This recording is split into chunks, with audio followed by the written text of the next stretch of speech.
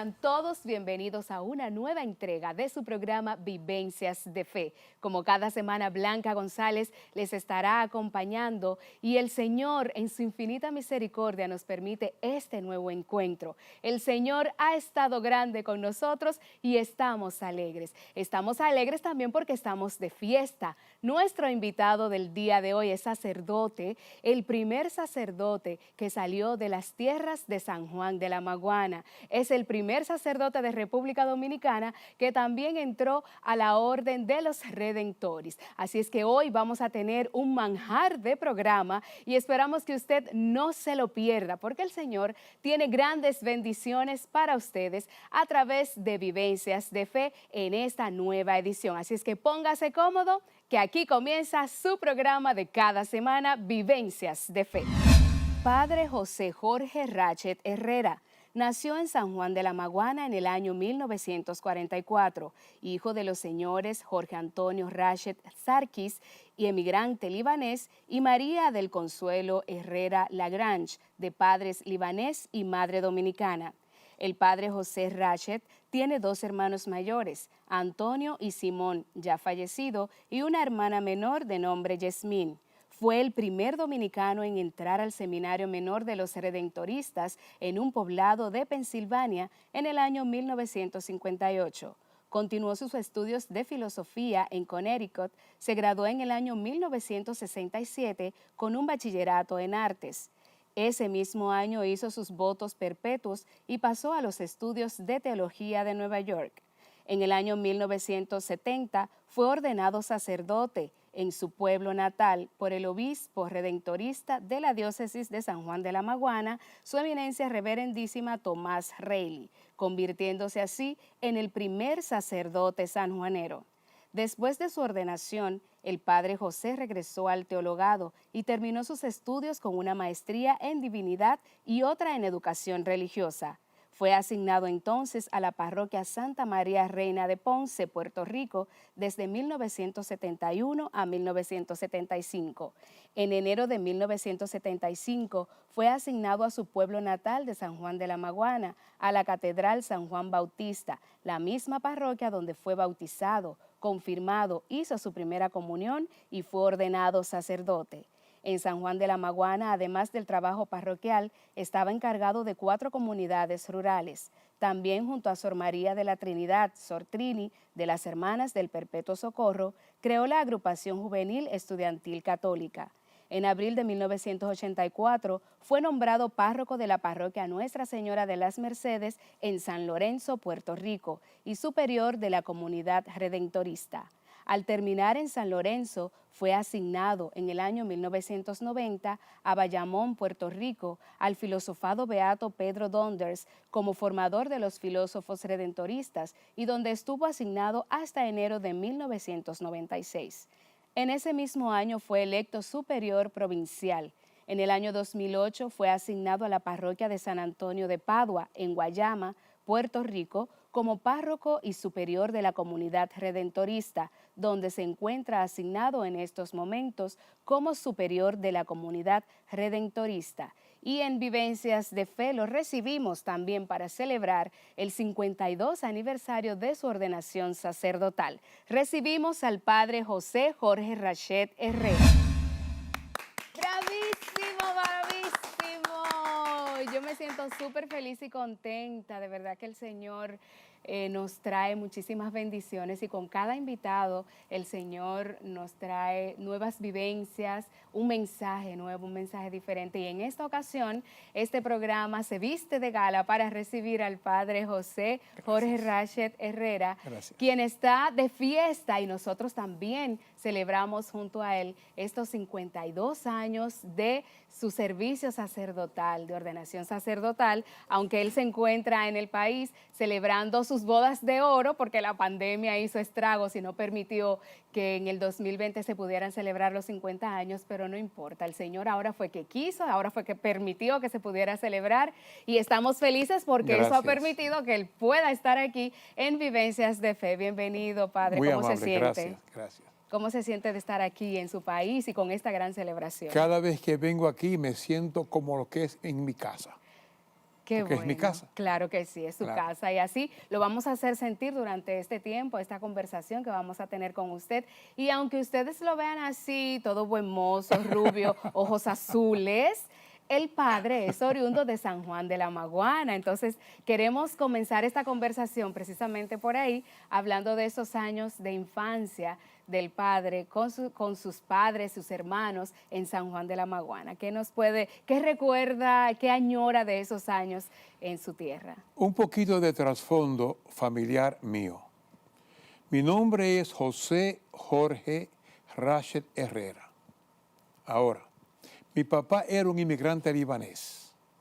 Vino del Líbano, fue a México por 9 años, a unos primos. De ahí fue a San Juan de la Maguana, donde estaba su hermana, que era vecina de mi mamá, la familia de mi mamá, y ahí comenzó todo. Ahí se conocieron. Ahí se conocieron. Ahora, la costumbre en el Líbano es, tú tienes un nombre y un apellido.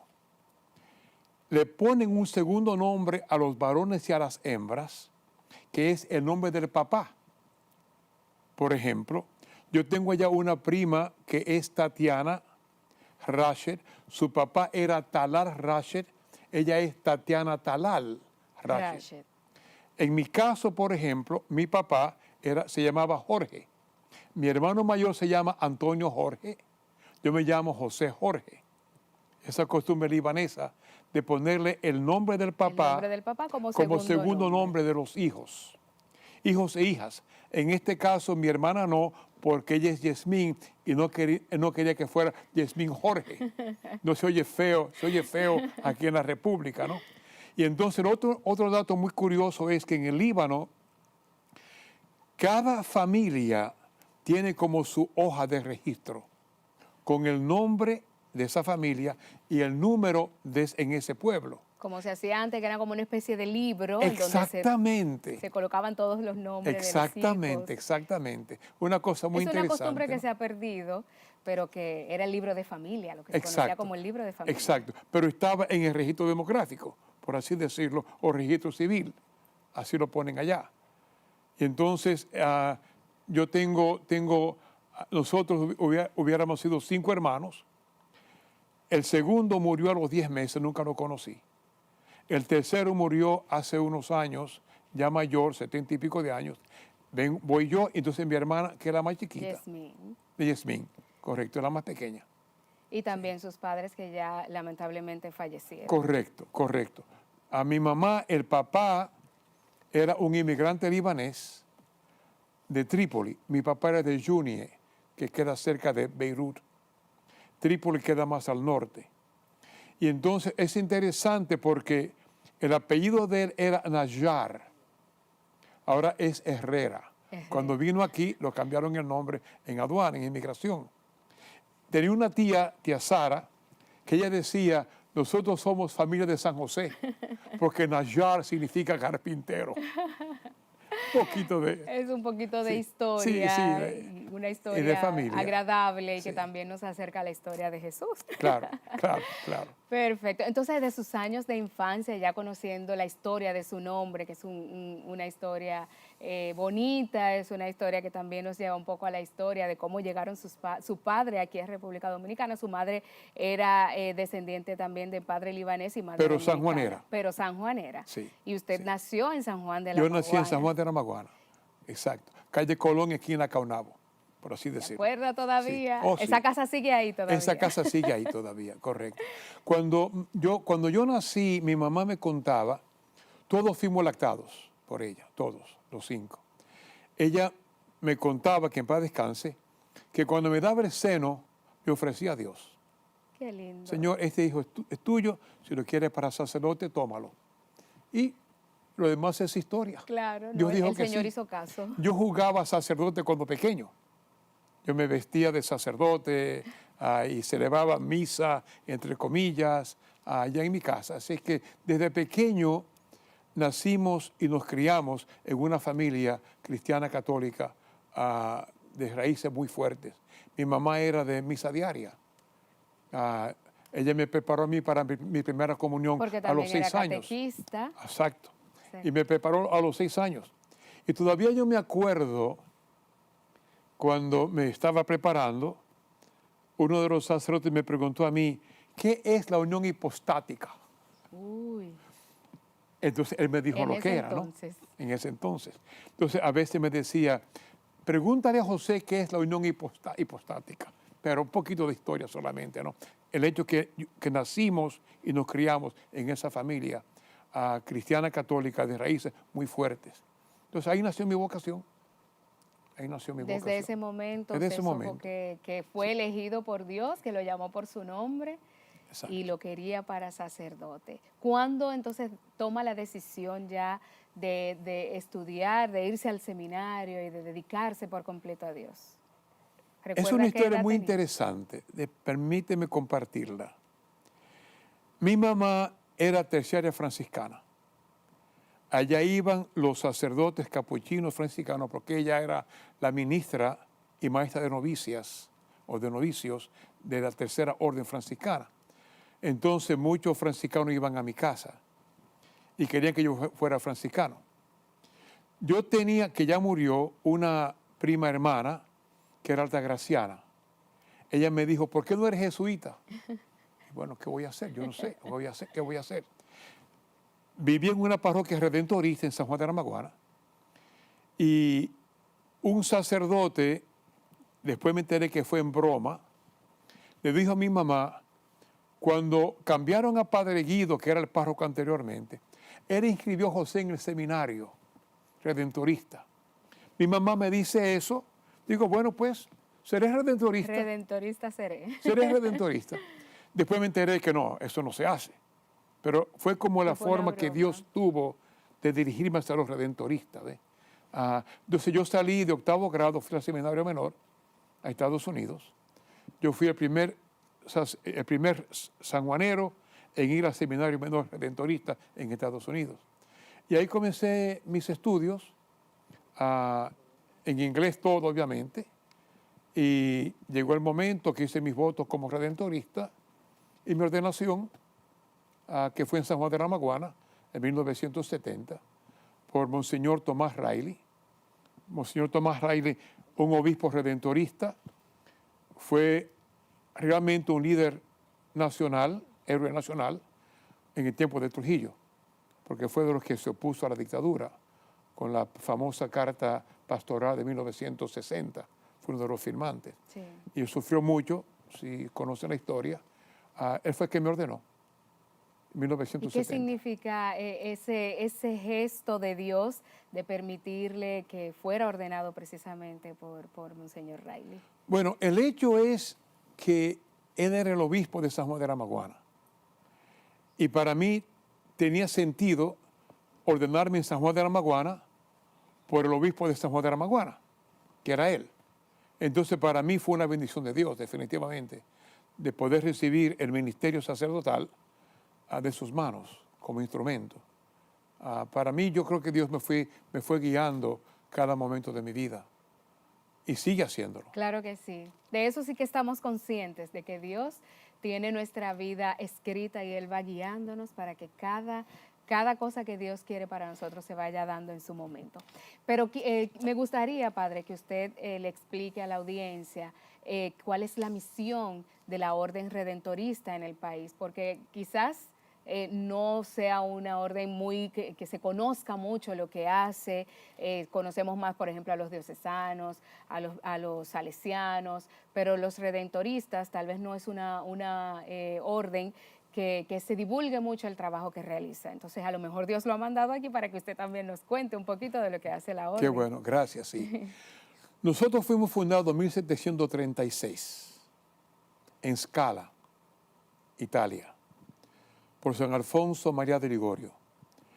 Él era un sacerdote diocesano, se enferma, lo mandan a Scala, a las montañas, para recuperarse. Ahí él tiene contacto con los cabreros, los pastores, y se da cuenta que, caramba, en Nápoles hay tantos sacerdotes, algunos sencillamente para una familia como capellanes. Mientras tanto, ve estas personas completamente abandonadas. Inspiración del Espíritu Santo, él dice, hay que hacer algo. Entonces forma un grupito cuya función básicamente era dar misiones. Dar misiones a los cabreros, a la gente pobre, y ahí comienzan los redentoristas entonces.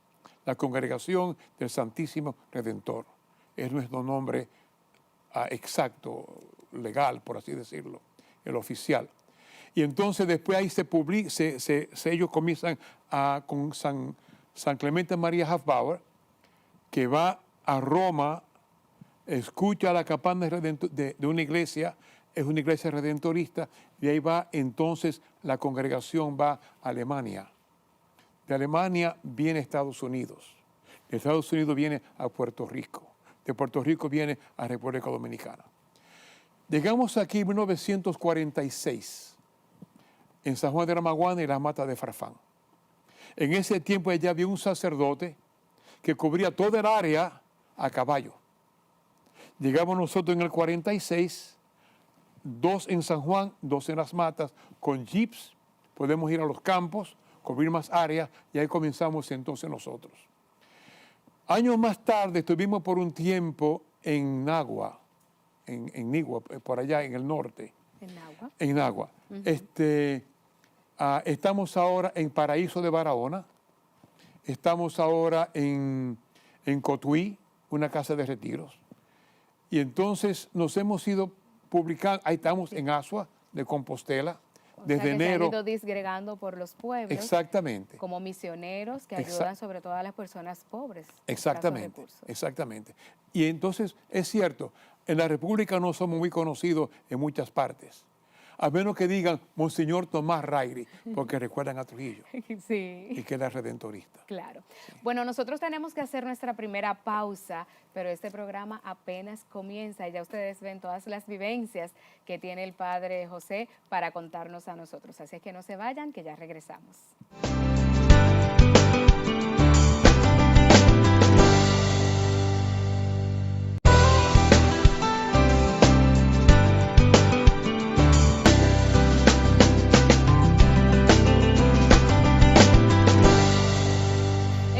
Regreso en Vivencias de Fe y hoy estamos compartiendo y celebrando con el Padre José Jorge Rachet, quien se encuentra en el país celebrando su 52 aniversario de ordenación sacerdotal. Y estamos haciendo una especie de recorrido por su vida, sus primeros años de sacerdote, a ver cómo el tiempo nos alcanza para compartir tantas vivencias que tiene el Padre. Y me decía fuera del aire que un sueño que él tenía era conocer el Líbano, conocer sus otras raíces, porque como dijimos en nuestro primer segmento, el Padre es oriundo de San Juan de la Maguana, pero también tiene raíces libanesas. Cuéntenos cómo fue esa experiencia, cómo se dio el que usted pudiera viajar al Líbano y conocer la otra parte de su historia, de sus raíces. Yo estaba con mi hermana en una recepción de bodas.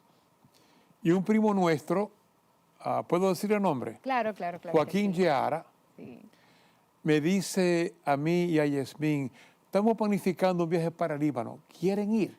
Digo, a mí me encantaría, ese es mi sueño. Le digo a mi hermana, ella dice, y me voy a quedar. Entonces fuimos al Líbano, conocimos nuestras raíces, yo conocí la iglesia donde mi papá fue bautizado, una casa semejante a donde él nació, ya esa no existía, pero eran 3 hermanos y tenía cada uno una casa igual. Así que pudimos ir a una de ellas y ver dónde fue que mi papá nació y creció. Cuando estaba allá, conocimos al sacerdote, nosotros somos de rito maronita. Uno hereda el rito de su papá, que entonces significa que yo y mis hermanos somos maronitas. Los hijos de mis hermanos son maronitas. Así que funciona la iglesia con los ritos orientales o el rito latino, cual sea. Entonces nosotros somos de rito maronita. Yo conocí al sacerdote de esa parroquia y él me regaló vestimentas maronitas. Más tarde me regaló esa vestimenta el obispo maronita en Brooklyn, Nueva York. Yo por la pandemia hace 2 años que no lo hago, pero pienso regresar otra vez en la parroquia, una vez al año, tener una misa en el rito maronita, en español, para que la gente vea la universalidad de la Iglesia Católica, ¿no? Que es la misma iglesia, Una cosa muy interesante es, el rito maronita es el único rito oriental que no tiene una contraparte ortodoxa. Qué Todos son interesante. en unión con Roma. Es el único rito en la parte oriental. Y entonces yo, para mí, me digo, fue una alegría poder ver, incluso vi la pila bautismal en que bautizaron a mi papá. Eso me llenó de alegría, Qué bien. conocer primos, Me primos imagino la hermanos. emoción que Oh, sintió. no se imagina, no se imagina. Conocer primos hermanos. Ya no tenía tíos, ya todos habían fallecido. Pero para mí fue un sueño hecho realidad, realmente, esa vieja Líbano. Así actúa el Señor en nuestras Así es. vidas. Hablemos ahora, Padre, volvamos un poquito al día de su ordenación o al tiempo de su ordenación. Luego de que lo ordenan sacerdote, se queda, lo asignan en una parroquia en San Juan de la Maguana y allí es que comienza sus trabajos como sacerdote. No, no. ¿A dónde lo enviaron? Nosotros en ese tiempo nos ordenaban después del tercer año de De teología. teología. Regresábamos al seminario mayor para el cuarto año de teología. Entonces, ese año ayudábamos en la parroquia, pero no podíamos oír confesiones, a menos que fuera una emergencia. Ok. Acabamos entonces la teología, el teologado, los estudios. Me mandan a Santa María Reina en Ponce, Puerto Rico. Ok. Yo estuve ahí 3 años y unos meses. De ahí me mandan a San Juan de la Maguana, donde estuve ahí 9 años. ¿Como párroco No, o como vicario. como vicario? Como vicario. De ahí entonces me mandan a Puerto Rico, a San Lorenzo, como superior y como párroco de la parroquia. Esa Señora de las Mercedes, se llama la parroquia. Entonces, un dominicano va a las Mercedes. Ok. Sí. Ahí estuve 6 años. De ahí me mandaron entonces al filosofado en Puerto Rico para estar entonces con los candidatos en filosofía. Ahí estuve 6 años. Después me eligieron provincial. Que fue el primer dominicano. El primer oriundo de la provincia de San Juan como provincial. Como provincial. Anterior a eso eran todos norteamericanos. Estuve ahí 6 años, 3 años y 3 años reelecto. Ahí entonces fui a Aguas Buenas, Puerto Rico, como párroco por 6 años. De ahí me mandaron entonces a Guayaba, donde estoy ahora, que llevo allá 12, 14 años, desde 2008, en Guayama. Mucho tiempo. Sí, mucho tiempo. Ya no soy párroco, gracias a Dios. Y entonces ahora, ¿cuáles son sus funciones? Yo soy ahora superior de la comunidad redentorista y vicario parroquial. Vicario parroquial. Y porque tengo un poco más de tiempo, entonces comencé a dar un curso bíblico, porque ya no estaba en administración, gracias a Dios. Y entonces yo grabo semanalmente la homilía reflexionando la palabra, le llamamos, la homilía del Que domingo. pueden buscarlo del en, próximo en el domingo. canal de YouTube. Hay un canal de YouTube que el Padre nos va a compartir en donde pueden encontrar las reflexiones cada semana del Evangelio. Correcto. Del Evangelio o algunas de las lecturas. Claro. Correcto. ¿Podemos decir el nombre del canal? Sí, de cómo YouTube? no. Es en YouTube Parroquia San Antonio de Padua, Guayama, Puerto Rico. Ahí está. Así lo pueden encontrar. Exacto. Para que escuchen esas hermosas reflexiones, cómo el Padre se deja utilizar por Dios para enviarnos esos lindos mensajes. Me gustaría, Padre, que hablemos del tiempo que usted estuvo en San Juan de la Maguana. Incluso le tocó vivir una dura experiencia, me imagino que hay más, pero cuando vino el ciclón David, usted estaba en San Juan de la Maguana y le tocó realizar una misión ardua para ayudar a los damnificados. ¿Pueden contarnos un poco de la experiencia vivida? Sí, cómo no.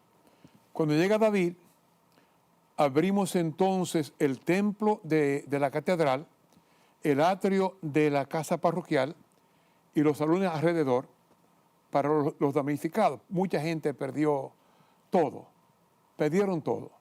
Y entonces le suplíamos, gracias a Cáritas, los alimentos que necesitaban hasta que se pudo todo entonces normalizar.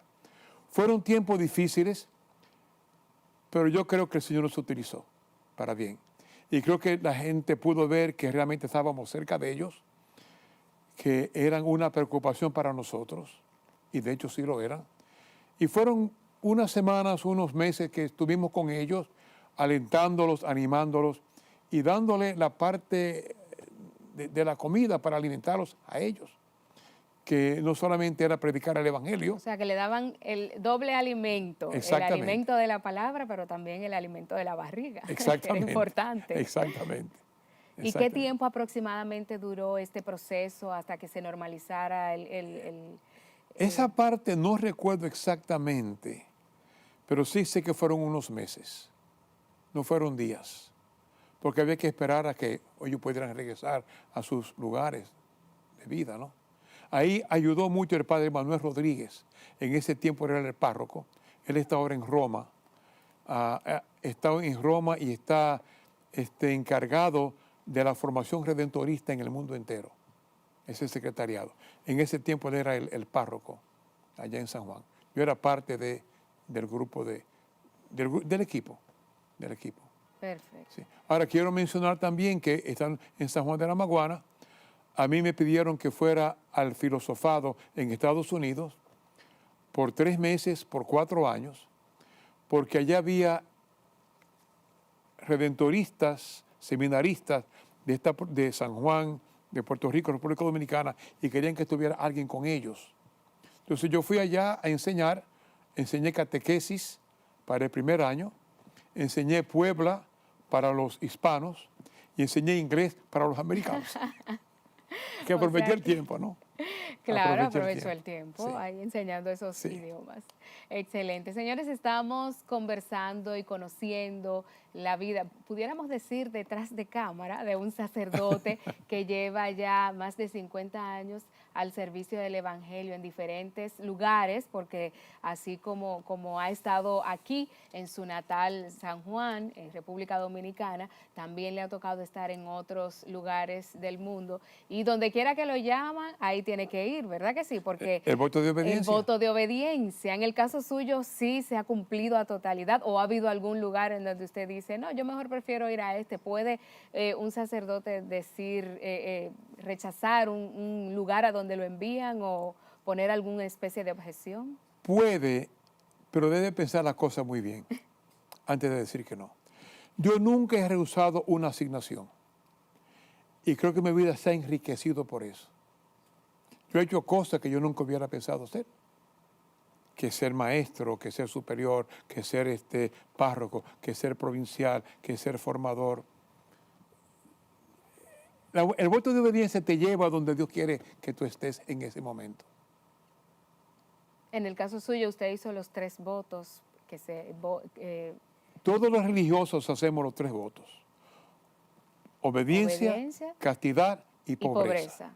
Ahora, los redentoristas agregan un 4º voto, que es el de perseverancia. ¿Qué significa eso? Yo me comprometo a seguir como redentorista. No siempre se da, pero al uno hacer votos perpetuos de pobreza, castidad y obediencia, supone el de perseverancia.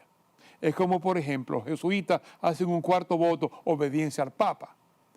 Uno, si es sacerdote, supone obediencia al Papa. Yo no hago ese voto, pero yo tengo también que tener obediencia al Papa. Claro. Entonces, es como para ponerle énfasis a la perseverancia. Y en gran parte porque San Alfonso, nuestro fundador, llegó el momento que lo dejaron todos. Todos lo dejaron.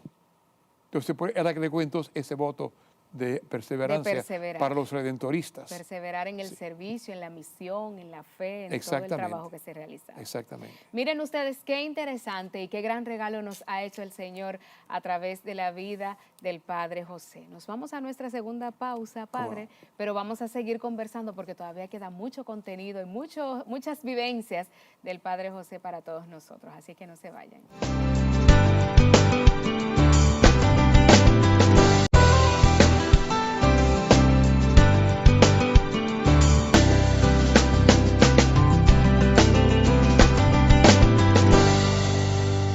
Gracias por permanecer con nosotros en Vivencias de Fe, hoy con este manjar de programa que el Señor nos ha regalado y que queremos pedirle a ustedes que en sus oraciones no dejen de orar por este proyecto, por Televida, por todo el servicio que realiza a través de los diferentes programas que aquí se realizan, y además vamos a pedirle que incluyan en sus oraciones a nuestro invitado de hoy, al Padre José, que necesita muchísima oración, como todos los sacerdotes de nuestro país y del mundo, para mantenerse firmes en la fe, firmes en el servicio, perseverar, como decíamos en el segmento anterior. Y hablábamos sobre todo, cuando estábamos en la pausa, de la función del sacerdote como párroco, y el padre nos contaba sobre esos años en donde les tocó ser párroco, los trabajos administrativos, que a veces pensamos que los sacerdotes son como robots, que no se cansan, que siempre tienen que estar disponibles para todo lo que se les solicita. Entonces, en su experiencia como párroco, como sacerdote, ¿puede contarnos un poco de su experiencia? Lo que pasa es, yo tiendo a ser extremadamente responsable. Y entonces, cuando yo era párroco, que dije anteriormente, gracias que ya no lo soy, ni me interesa hacerlo, que eso conste, Que conste en acta. récord, en récord. Mucho del tiempo del párroco, si va a tomar en serio su función, es administración. Entonces tiene que ver cómo ponen un balance la pastoral para la gente y la administración de la parroquia. Porque la administración le toca a él en última instancia. Al menos que tenga un equipo que se encargue de todo esto, pero aunque tenga un equipo, le va a tocar a él ser responsable. Si lo llama el obispo, que pasa cualquier cosa, es con el párroco que va a hablar, no es con el comité. Igualmente el superior de la comunidad, el provincial, si pasa cualquier cosa, es con el superior que va a hablar, no con los demás. Entonces, a mí me chupaba, por decirlo así, mucho tiempo la administración de la parroquia. Y por eso, gracias a Dios que ya no lo soy, que se encargue otro, ¿no? Porque si uno va a tomarlo en serio, toma tiempo. Aunque uno tenga contadores que se encarguen, pero en el último análisis, uno que tiene que someter todo esto. Y ahora ese tiempo que le ocupaba el ser párroco encargado de una parroquia, ahora lo utiliza para preparar mejor sus homilías y, como nos decía anteriormente, para preparar algunos cursos que pueda impartirle. Es decir, que aunque ya no siga siendo párroco, como quiera sigue haciendo un servicio a la feligresía y a todo el que lo necesita. O sea que damos gracias a Dios por eso. Es que de hecho el sacerdote nunca se retira. Yo cumplo los 78 años. Yo no estoy retirado. ¿Jovencito todavía? Oh, claro. Si me compara con Dios, plena claro flor de que la sí. juventud. Definitivamente. Entonces, uno nunca se retira, porque siempre hay que confesiones, que celebración de la misa, que día de servicio, que consultas. Uno Visita siempre se algún mantiene enfermo, ocupado. me imagino. Exacto, También. los enfermos, claro. Y en estos años, yo sé que usted tiene muchas vivencias y ha pasado por muchos momentos. ¿Cómo usted ha logrado mantenerse quizás en algún momento de sequedad espiritual, algún momento de crisis que le haya llegado? ¿Cómo ha logrado salir de ella?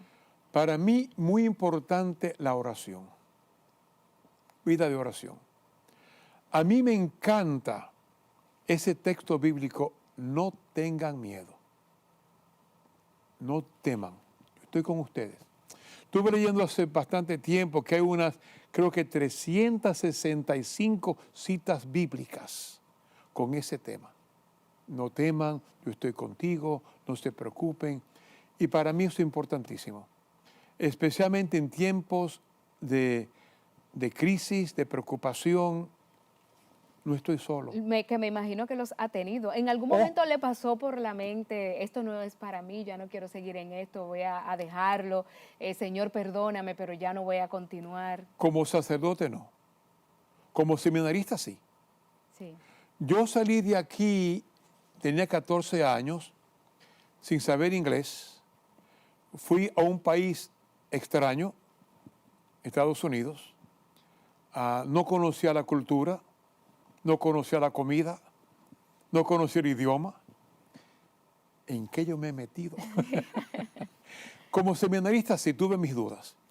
Después de ordenación nunca, gracias a Dios. Ya yo sabía por aquí que va la cosa. no significa que no ha habido crisis, pero sí en el proceso de esas crisis, Dios está conmigo. Por ejemplo, María no me ¿cuáles abandona. crisis así que se puedan mencionar y que sean como las más comunes en un sacerdote ha tenido que atravesar? En un sacerdote, muchas veces la soledad, uno sentirse solo, si uno tiene gente que le acompaña a uno, especialmente cuando uno está enfermo. Yo para mí el voto del celibato, de castidad, lo más fuerte es uno enfermo. Porque un hombre casado tiene a la esposa que le da su tececito y Que lo su cuida, masajita le pasa y la cosas. mano por la Exactamente. Yo no cabeza. tengo eso. No tengo eso. Entonces, cuando uno se enferma, es que uno más siente ese sacrificio. Pero uno lo supera. Porque uno, repito, no está solo. Y otra cosa es, en una parroquia hay mucha gente tan y tan y tan buena y tan dedicada. Permíteme un ejemplo de esto. Precisamente el 23 de mayo se cumple un año un sacerdote en nuestra comunidad que murió. Tenía cáncer. Padre Rafael Torres, conocido como Padre Felo, muy conocido. En República Dominicana, en Puerto Rico, aquí en la Bichuelita de la capital, a un hombre muy dedicado. Le da cáncer del hígado.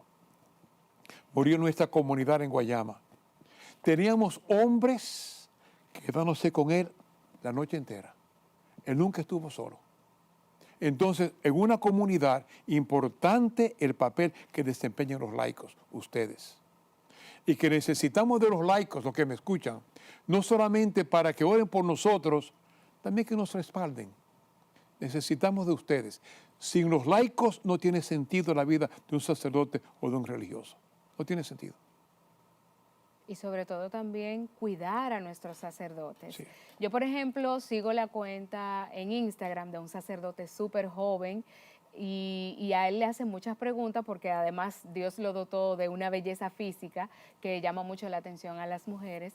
Y entonces a él le hacen muchas preguntas relacionadas precisamente con lo que usted mencionaba hace un momento, de los ataques de las mujeres, como él está en vida pública porque tiene sus redes sociales, que cómo él enfrenta a esos ataques, esas mujeres que se le abalanzan. En el caso suyo, por ejemplo, porque también tiene sus atributos y cuando era más joven también me imagino que le tocó lidiar con esto, le tocó tener que luchar contra ataques femeninos.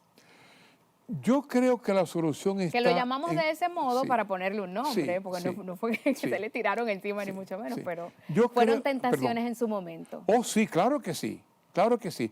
Pero es uno estar definido lo que uno quiere, lo que uno es, lo que uno quiere ser. Claro que van a venir tentaciones, definitivamente. Pero me parece que si uno está definido, esta es mi meta, este es mi norte, es más fácil lidiar con eso. Ahora, si uno no está definido, somos débiles. Si hay flaqueza en la fe y en la decisión. Claro, somos débiles. Y cuando un sacerdote peca o un sacerdote, porque recordando que podemos pecar no solamente de hechos, sino también de pensamiento, ¿cuál es el recurso que utilizan los sacerdotes? Porque sabemos que los laicos, los feligreses se confiesan. ¿Se confiesan los Oh, sacerdotes? claro, claro. Es su manera también de reconciliarse Yo con no me Dios. puedo confesar con Dios. El Papa se confiesa. Es que el sacramento de reconciliación es para todo el mundo. Yo no tengo un privilegio de confesarme con Dios. Yo tengo que ir a un hermano sacerdote que sea instrumento de reconciliación para mí con Dios, con la comunidad y conmigo mismo, que es el sacramento de reconciliación. Definitivamente tengo que buscar un hermano sacerdote que me diga, todo está bien, ¿sabe? Tranquilo, sigue para adelante. Sigue para adelante y Sigue Dios pa'lante. te perdona. Exacto, exacto. Tus pecados te son perdonados, pero no por Él, que es hombre, sino por Dios que está presente en ese hermano sacerdote. Importante recordar, me parece a mí, que el sacerdote no es más que un instrumento indigno, pero un instrumento. Entonces, siempre decimos, y es cierto, que es Cristo quien actúa en los sacramentos.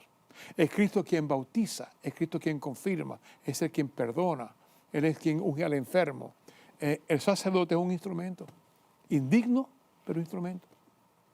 ¿Y qué instrumento nos ha puesto Dios al alcance para perdonar nuestros pecados, para guiarnos, para orientarnos, para ayudarnos a entender las Sagradas Escrituras, que muchas veces la leemos y hacemos una interpretación personal, pero el sacerdote que está preparado para eso nos ayuda a entender mejor el mensaje de Dios? Por eso debemos dar gracias a Dios porque existe el sacerdote. Sin el sacerdote no tendríamos Eucaristía y sin la Eucaristía no tendríamos sacerdotes. Es un matrimonio que no admite divorcios y por eso debemos dar gracias a Dios todos los días. Padre, nos tenemos que ir a nuestra última pausa del programa y cuando regresemos vamos a estar conversando con el Padre José sobre esta gran fiesta de celebración de su 52 aniversario de ordenación sacerdotal. Aquí en nuestro país ya hubo una gran fiesta de sus bodas de oro. Se celebraron los 50 porque no se pudo hacer en el 2020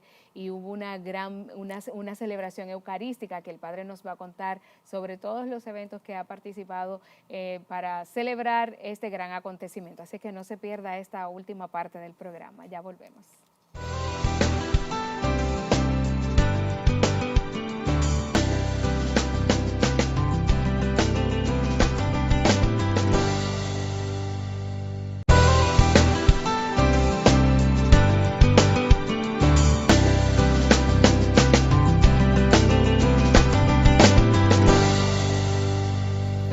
Contentos, estamos de regreso en Vivencias de Fe en compañía del Padre José Jorge Rachet Herrera, oriundo de San Juan de la Maguana. Sí, aunque usted no lo crea, el Padre nació en San Juan de la Maguana, aunque ha durado mucho tiempo sirviendo en otras tierras. Él se siente tan sanjuanero como el chacá, como el chenchen con chivo y con habichuela. Dígame, Padre, que usted extraña su comida o tiene quien se la haga en Puerto Rico. No la extraña. ¿O no tiene quien se la haga? No tiene quien me la haga. Por eso aprovecho mucho cuando Yasmín va de vacaciones allá a la parroquia. Ella hace mi comidita árabe de vez en cuando. También. Sí, que si kipe, que si rellenito y cosas. Entonces aprovecho ahí. Pero no tengo... Allá no se conoce el chenchen. No se conoce el chenchen. No, bueno, ni el chacá, creo. Pero tampoco. Aquí, aprovechando que usted vino de visita, me imagino que le hicieron su manjar y se ha aprovechado. Me he aprovechado. Bueno, hemos hablado antes de la pausa de que el Padre participó en la celebración de sus bodas de oro con el Señor en una gran Eucaristía. Cuéntenos cómo fue todo. Usted incluso me comentaba de que sus amigos de infancia de aquel entonces fueron los que organizaron esta celebración. No amigos de infancia. El grupo de jóvenes cuando yo trabajaba en San Juan de la Maguana. El grupo que usted creó junto a Sortrini. Exacto. Bueno, Sortrini lo creó y yo era como su asistente, para ser honesto. Y entonces, este grupo de jóvenes que ya hoy son profesionales, que ya algunos son jóvenes, abuelos, ya no son tan jóvenes, quisieron celebrar, tener esa celebración en el 2020, pero vino la pandemia. Y Dios dijo, todavía no. No es el tiempo. Planifiquemos 2021. Dios dijo, todavía no. Pero ellos están planificando esto desde hace años. Yo le llamo los Magníficos 6. El grupo de 6, liderado por Maru. Déjenme decir algo de Maru. Maru firma, Maru SSS. Ajá, ¿y eso qué significa? Una vez le pregunté, Maru, explícame SSS, su seguro servidor. Y de verdad que es así. Y me dijo algo muy importante que yo he leído otras veces, pero él me lo recalcó. El que no vive para servir, no sirve para vivir. Maru debería decirnos algo. Y ese es Maru. Pero ese Marú. lo vamos a ver si podemos hacer un cortecito con él luego, porque es una persona que ha estado muy de cerca con el padre Sí. y de hecho con quien estuvimos haciendo contacto para que el padre hoy estuviera con nosotros aquí. Pues ese grupo de jóvenes, Los 6. los 6 magníficos, decidieron planificar entonces esta celebración. Yo creo mucho en delegar. Yo creo mucho en delegar. Delego algo, tú te encargas. Infórmame, déjame saber, pero no interfiero. Pero yo tenía comunicación con Marú constantemente sobre qué estaba pasando y yo vine a la celebración. Todo lo planificaron ellos. Todo. A quien habló, Ministerio de Música. Para mi sorpresa, se aparece aquí no es alcaldesa de San Juan de la Maguana, la síndico, Hanoi Sánchez, de San Juan de la Maguana, con una proclama, con algunos del ayuntamiento. Eso para mí es una sorpresa y me llenó de alegría, ¿no? Declarándome hijo preclaro, El hijo hijo importante, distinguido de San Juan de la Maguana. Y todo fue Marú y los magníficos 6 que hicieron todo eso. Presentaron una comida muy, muy buena allá en Manresa, Loyola, pero la verdad es que ese grupo, nosotros tratamos de inculcarles valores éticos, morales, religiosos, humanos, y cayeron en buena tierra, en buena tierra. Es un grupo para mí maravilloso, entre ellos muy sólidos, muy solidarios entre ellos. Fue un grupo tremendo.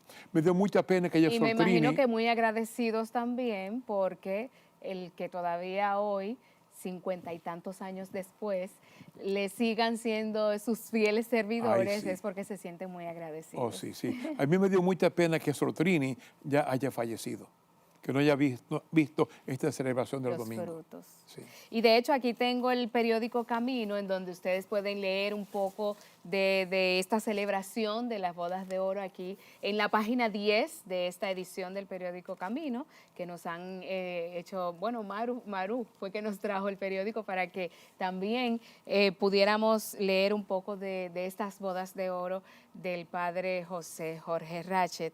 Y de aquí en adelante, padre, ¿qué podemos esperar para su vida? Ya sabemos que usted está tranquilo, que sigue asesorando a las comunidades redentoras. Yo estoy en manos del Señor.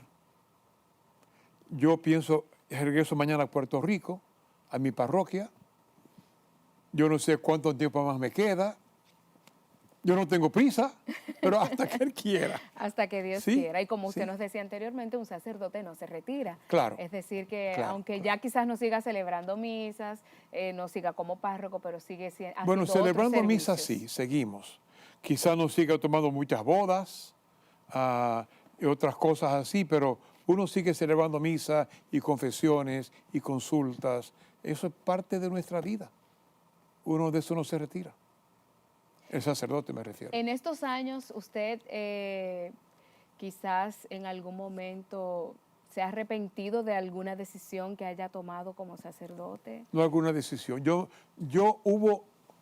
Hubo cargos que yo ejercí que no hubiera preferido hacerlo. Por ejemplo, a mí no me gustó ser formador de redentorista. A mí no me gustó ser provincial. Yo hice lo que pude, según mis limitaciones, pero lo mío es más la pastoral. Por eso cuando el provincial en ese tiempo me pidió que fuera formador, yo me desreí en la cara. Y dije, yo no soy formador. Te mandamos a hacer un curso. Bueno, fui. Estuve ahí 6 años. En obediencia. En obediencia, claro. Traté lo mejor que pude, con mis fallos, con mis virtudes, pero tampoco me gustó mucho ser provincial. Lo fui por 6 años, pero no hubiera sido mi preferencia. Yo prefiero estar en parroquia. Que donde estoy, son como mis aguas. La parroquia es mis aguas, como el pez en su agua. Para mí eso es la parroquia. La gente, lo que La le da gente. vida a la parroquia. Exacto. ¿Siente que hay algo que quiso hacer quizás cuando tenía más energía, más fuerza, más juventud y no lo ha logrado? No, ¿Siente que hay algo no. pendiente? No, para mí no. Yo me siento realizado. como sacerdote, como religioso, como redentorista. Yo me siento realizado. ¿Y cómo le gustaría que lo recordemos? Porque sabemos que no somos eternos en esta tierra. Usted ha hecho una gran labor en estos 52 años. Sabemos que le quedan muchos años de servicio todavía, Que pero Dios te cuando el oiga. Señor decida llamarlo, ¿cómo le gustaría que lo recuerden? A mí me encantaría que me recuerden diciendo, él fue un buen sacerdote, un buen ser humano. Me encantaría que dijeran, él trató, aunque tuvo fallas, de ser otro Cristo. Yo puse en mi ordenación, en mi tarjeta de ordenación, y la voy a repetir en mi celebración, el sacerdote tiene que ser otro Cristo. Debe ser confortador, bueno, comprensivo, humilde, buen escuchador, etc. Si me recuerdan así, me alegraría mucho eso. Otro Cristo, con sus fallos, y muchos que tuvo, y muchos que tenía, pero también era esto y esto y esto. Claro. Eso me daría a mí mucha alegría, mucha felicidad si me recordaran así. Y con Dios delante así será. Claro. Tenemos aquí en el set también un cuadro del Perpetuo Socorro que también tiene mucho que ver con la vida sacerdotal suya. Sí. Primero, permíteme aclarar algo para evitar confusión. Hay personas que creen que Perpetuo Socorro es la patrona de los redentoristas. No es bajo esa vocación. Es bajo la vocación de la Inmaculada Concepción. 1732, fuimos fundados por San Alfonso María de Ligorio. De en ese tiempo él estaba convencido de María Inmaculada. Desde ese momento, desde el momento de su concepción, ella no tenía pecado original. Entonces puso a la congregación bajo su patrocinio y protección.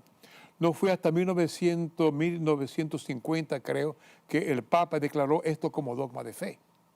Ya San Alfonso lo creía y padres de la iglesia lo creían. Lo que hizo el Papa fue declarar lo que ya era creencia en la Iglesia Católica. El siglo pasado, antepasado, 1800, algo no recuerdo la fecha exactamente, el Papa nos entregó a este icono a los redentoristas, con el mandato, háganla conocida en todo el mundo. Este icono vino de la isla de Creta. No se sabe quién fue el autor que lo pintó. Llegó a Roma. Ella pide entonces que la coloquen entre una iglesia que estaba entre Santa María la Mayor y San Juan de Letrán, que es la iglesia del Papa, como obispo de Roma, ahí en la Vía Merulana, en Roma. Viene Napoleón Bonaparte y destruye la iglesia de San Mateo, donde estaba este icono. Mientras tanto, los agustinos que estaban en la iglesia de San Mateo se lo llevan a su convento. Un hermano agustino ya mayor le dice a este jovencito, Miguel Marqui, sobre el cuadro de Perpetuo Socorro y cómo quería que estuviera en una iglesia que estuviera entre María la Mayor y Juan de Letrán. Miguel Marqui se hace redentorista y en conversación él habla de este cuadro. En ese tiempo ya no estaba San Mateo. La iglesia que estaba entre Santa María la Mayor y Juan de Letrán era San Alfonso, iglesia redentorista. Y entonces comenzaron a hacer los arreglos y consiguieron el icono. Este icono, obviamente, como digo, es un icono, valga la redundancia, no es una pintura, no es una fotografía, mejor dicho, sino que ahí todo tiene significado. Sí. Así son los iconos. Los iconos todo tiene significado. El color, la posición de las manos, etcétera, etcétera. Una cosa que me encanta de este icono es la Virgen María te mira. Te mira. Donde quiera que uno se para, si es copia del original, no una copia que... Como en este caso, que como es en este caso, que es del original. Donde quiera que tú te paras, te sigue con los ojos. Te sigue, te mira. Como diciéndote, yo velo por ti, yo te cuido, tú eres importante para mí. Y entonces está cargando a Jesús mirando asustado, porque ve los sentimientos de pasión del arcángel Gabriel y Miguel, pero con las manos en María. María diciendo, no temas, yo estoy aquí, ¿sabes? Yo soy tu mamá. No temas. Justamente las palabras de la Biblia que a usted le llaman la atención, que le gustan y con la que usted se ha confortado. Y Guadalupe, ¿acaso no soy yo tu madre? No temas, Juanito. No temas. Bueno, señores, lo bueno se acaba. Lamentablemente tenemos que despedir el programa por el día de hoy, agradeciéndole al Padre Gracias. José el tiempo que nos ha dedicado, sus experiencias, sus vivencias de fe. Sabemos que hay muchas más historias que contar en 52 años de sacerdocio, imagínense ustedes. Pero lamentablemente el tiempo es corto y tenemos que despedirnos. Así es que, Padre, gracias del alma. Vamos a continuar orando por usted, por su vocación, por su servicio, por los años que el Señor le va a permitir seguir con nosotros en esta Gracias. tierra, en su servicio, donde sea que lo lleven allí, nuestras oraciones le estarán acompañando. Los que nos escuchan, oren por nosotros, los sacerdotes. Recuerden que dependemos de ustedes. Gracias y gracias. Amén. Bendiciones a todos. Cuídense mucho. Nos encontramos la próxima semana en una nueva entrega de Vivencias de Fe.